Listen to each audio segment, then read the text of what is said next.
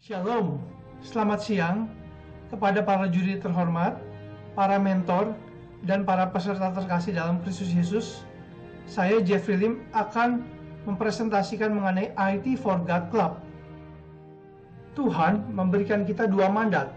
Yang pertama adalah mandat Injil, yaitu amanat agung. Karena itu pergilah, jadikan semua bangsa muridku. Mandat kedua adalah mandat budaya. Beranak cuculah dan bertambah banyak, penuhi bumi dan taklukkanlah itu. Mandat Injil dan mandat budaya, keduanya berkaitan dengan multiplikasi gambar Allah. Tuhan mengatakan bahwa tuaian memang banyak, tetapi pekerja sedikit. Karena itu mintalah kepada Tuhan yang mempunyai tuaian supaya ia mengirimkan pekerja-pekerja untuk tuaian itu. Kalau kita mengerti bahwa pekerja-pekerja itu bukan hanya hamba Tuhan, full-timer, penginjil, pendeta, tetapi saya percaya juga termasuk praktisi IT yang membantu pekerjaan Tuhan untuk memperluas kerajaan Tuhan. Dunia konteks kita hidup adalah dunia digital. Dalam dunia digital ini, kita memerlukan banyak pelayanan misi di bidang digital. Namun sayang sekali, pekerja sedikit. Kebanyakan programmer Kristen lebih menyukai full-time di bidang bisnis. Kita butuh multiplikasi programmer Kristen untuk pelayanan misi. Satu proposal solusi yaitu IT for God Club.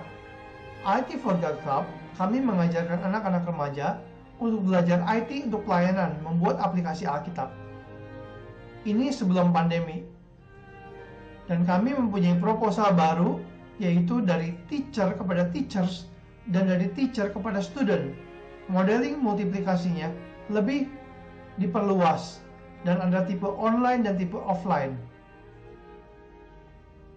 Keunikan kami, selain kami mengajar programming, kami juga mementingkan karakter, pertumbuhan rohani, dan juga pemuritan.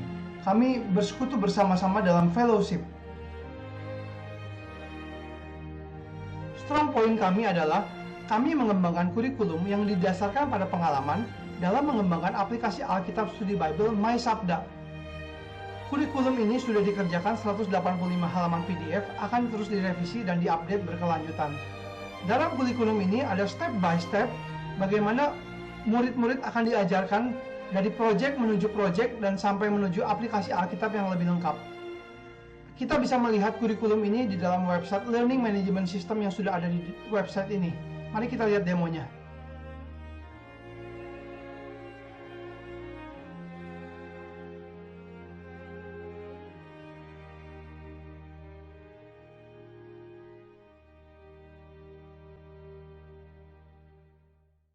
Oke, waktu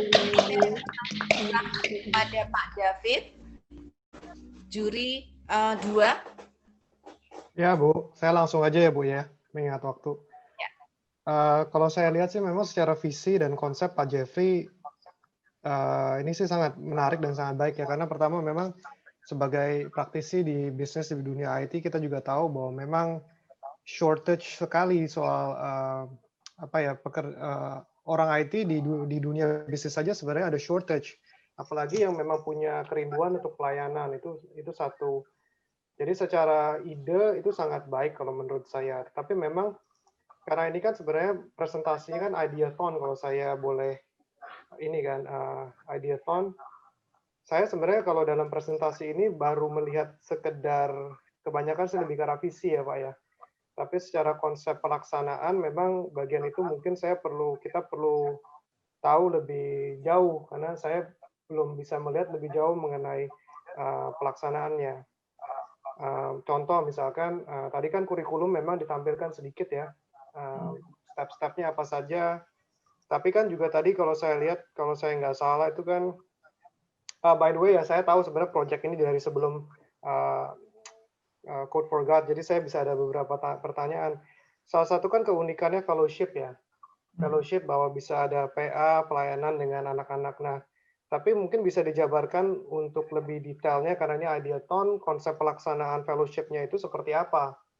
Karena setahu saya visi Pak Jeffrey itu bukan hanya untuk mendevelop skill, tapi juga mendevelop karakter dan untuk anak-anak bisa punya passion melayani. Jadi kita perlu lihat, yang bagi saya yang belum itu praktek. Jadi secara lebih praktikalnya konsepnya seperti apa dalam hal teaching IT-nya, dalam hal fellowship-nya seperti apa, dan ketiga pertanyaan yang mungkin lebih ini lagi mengenai multiplikasi, karena kan tadi disebut multiplikasi kan, teacher-teacher, teacher-student. Tapi kan masalahnya kalau saya lihat ini kan memang hanya React Native.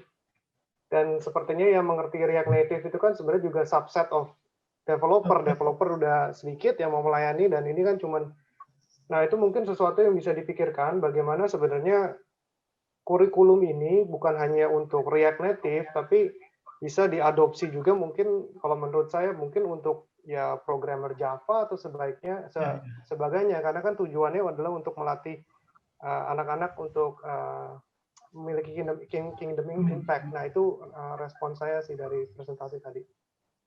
Saya boleh langsung jawab ya Bu ya? Ya, boleh. Jadi untuk fellowship-nya itu kita itu udah mulai dari tahun 2018 ya.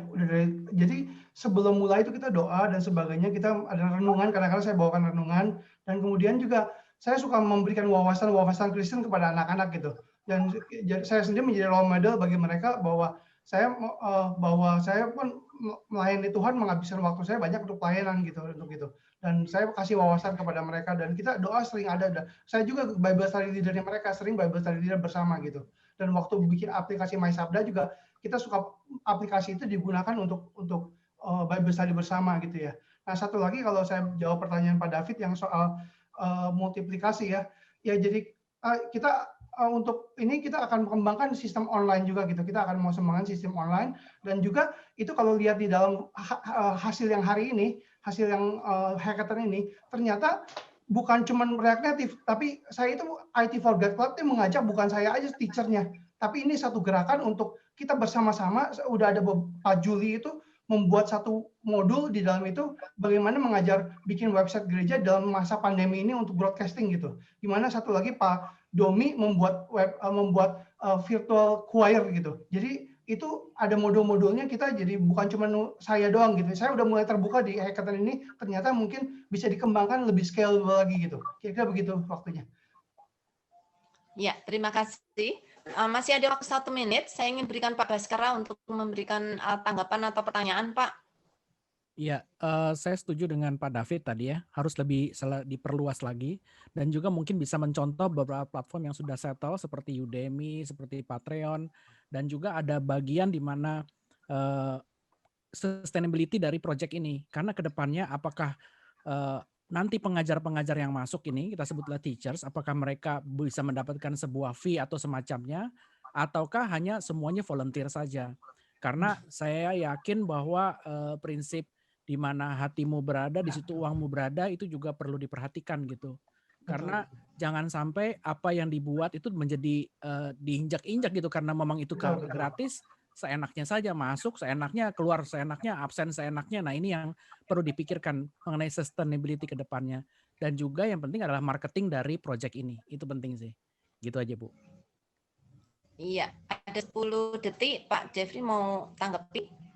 Ya, saya setuju sih, di mana hartamu berada, di situ hatimu berada. Jadi kita bukan kasih free aja ya. Jadi harusnya ada harga yang mesti dibayar, dan memang itu. Iya. Ya, oke Bu, gimana? Ya, terima kasih Pak Jeffrey.